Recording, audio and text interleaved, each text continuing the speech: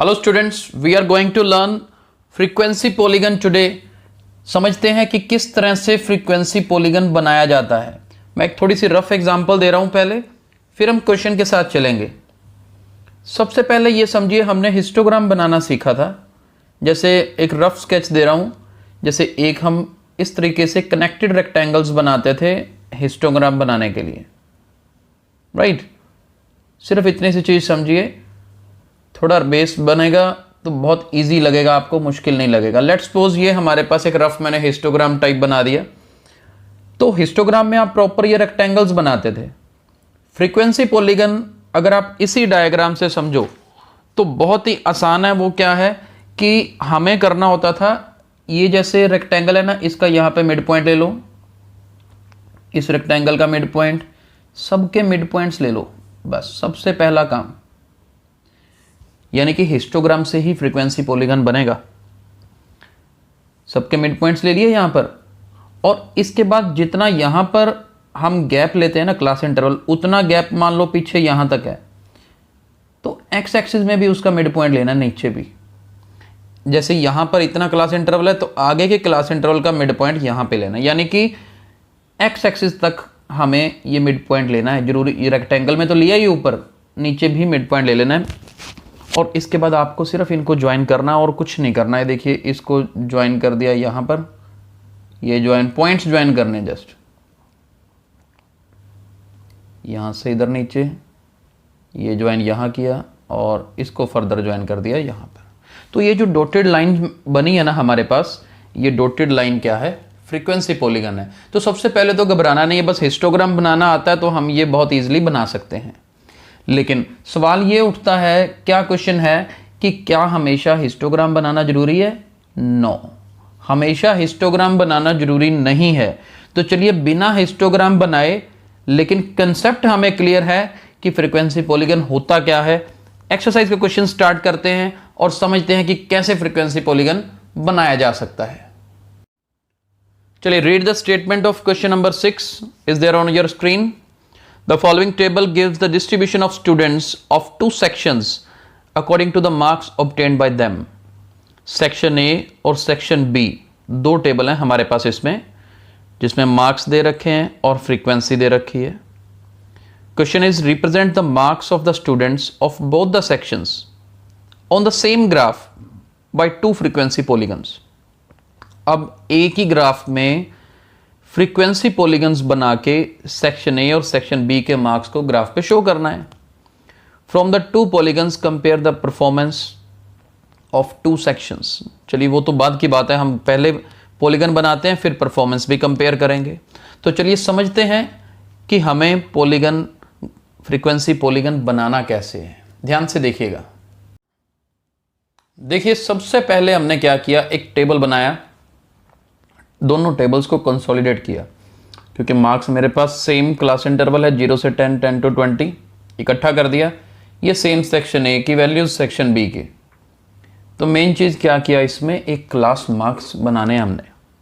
Class marks क्या होता है? 0 से 10, 0 से 10 के बीच में 5 लिखा ना हमने। ये कैसे आया? जो हमने अभी आपको समझाया ना कि आपने रेक्टेंगल का मिड पॉइंट लेना, ये वही मिड पॉइंट ही निकाल रहे हैं। जैसे 0 और 10 है तो 0 + 10/2 कर दो, यानी कि 10/2 यानी कि 5 आएगा। इसी तरह से 10 और 20 के बीच में 15 कैसे आया? 10 + 20/2, दैट मीन्स 30/2, दैट मीन्स 15। इसी तरह से 25, 35, 45। इधर 10 का गैप है ना, क्लास साइज 10 है तो इधर भी देखो 10 का ही फर्क आएगा। 5 + 10 15, 15 + 10 25, 25 + 10 35 एंड देन 45। तो सबसे पहले तो हमने ये टेबल बनाना होता है, और फिर फ्रीक्वेंसी पॉलीगन, जैसे हिस्टोग्राम में तो आप 0 से 10 यूज करते थे ना, अब आपको तो पॉइंट्स लोकेट करने हैं।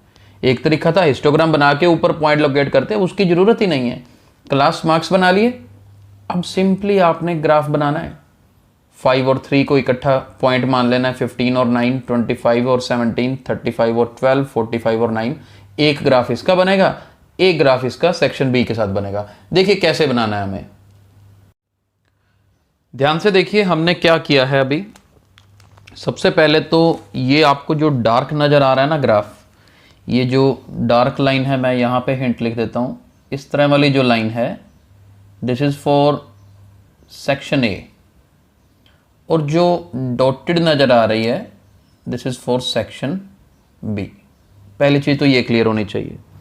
इसके बाद जो हमने टेबल बनाया था same as it is point लगाए। सबसे पहले 5 3, 15 9, 25 17, 35 12, 45 9, मैंने इनको लगाया और इनको डार्क लाइन से ज्वाइन कर दिया सेक्शन ए के लिए। बाकी आगे पीछे का भी पढ़ते हैं कि आगे क्या किया। और सेक्शन बी के लिए हमने ग्राफ बनाया। सबसे पहले जैसे 5 का 5 के साथ है, 15 विद 19, 25 विद 15 ये पॉइंट है, then 35 with 10 this is the point, then 45 with 1। इतने को हमने डॉटेड कर दिया सेक्शन बी के लिए, ताकि डिफरेंस हम बता सकें, डिस्टिंग्विश कर सकें between section A and section B. इसके बाद एक चीज़ मैंने बताई थी कि आगे एक्स एक्सिस के ऊपर भी हमें क्या करना है, मिड पॉइंट लगाना है, राइट। तो अब वो देखते हैं, जैसे ये डॉट यहाँ पे 40 से 50, 40 से 50 का यहाँ तक हमारे पास लास्ट क्लास इंटरवल था, तो इसका नेक्स्ट वाला 50 to 60 लिया, उसका मिड पॉइंट ले लिया, और ये जो 45 1 का ये लास्ट पॉइंट था ना, इसको इस मिड पॉइंट से ज्वाइन कर दिया। और इसी तरह से जैसे यहाँ 45 9 लास्ट पॉइंट था, तो इसको इधर राइट साइड में मिड पॉइंट से ज्वाइन कर दिया। तो इस तरफ तो बहुत इजी हो गया। अब इधर देखें तो 0 से 10 से मेरा स्टार्टिंग थी यहाँ पे, तो इसके और लेफ्ट में जाएंगे तो नेगेटिव आता है 0 से -10 तक। कोई बात नहीं, एक बार नेगेटिव साइड बना दिया और नेगेटिव साइड का मिड पॉइंट लेके एक बार ज्वाइन भी कर दिया हमने। लेकिन अब यहाँ पे क्या समझना है कि हमारा जो फ्रीक्वेंसी पॉलीगन है वो नेगेटिव साइड नहीं होता। वो क्या होगा, अब फ्रीक्वेंसी पॉलीगन मैं यहाँ पे अगर बताऊँ तो इस पॉइंट का नाम है ना, ये जो डार्क वाली लाइन के लिए ये जो पॉइंट आया है, वाई एक्सिस को जिस पॉइंट पे हमारा फ्रीक्वेंसी पॉलीगन काट रहा है उसका नाम दे दो। मान लो मैं इसका नाम दे देता हूँ, यहाँ लिख रहा हूँ ए। तो मेरा सेक्शन ए का फ्रीक्वेंसी पॉलीगन क्या है, वो यहाँ से शुरू होगा ओ ए, फिर इधर जाएगा नेक्स्ट, जो भी नाम दे दो आप, बी नाम दे दो, मान लो सी दे दो, डी दे दो, ई दे दो, एफ दे दो और जी। यानी कि चलिए मैं आपको नाम लेके लिख के दिखा रहा हूँ। लेट्स सपोज ये वाला जो 5 3 पॉइंट है, मैं इसी को रीराइट कर रहा हूँ।